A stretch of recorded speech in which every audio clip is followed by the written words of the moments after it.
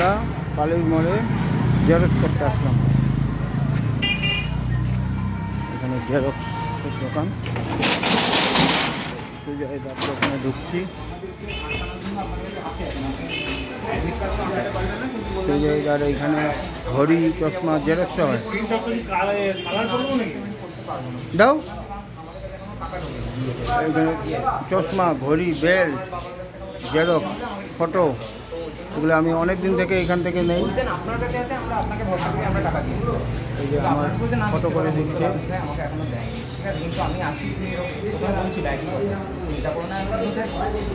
এতদিনও তো দিয়ে দিতে পারবে। এইটা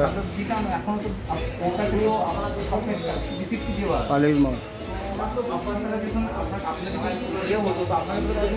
ফটোর কাজ চলছে। আপনি তো আমাদের সামনে সেটিং পেমেন্ট করে দিলেন। Xerox centre Sujoy Das.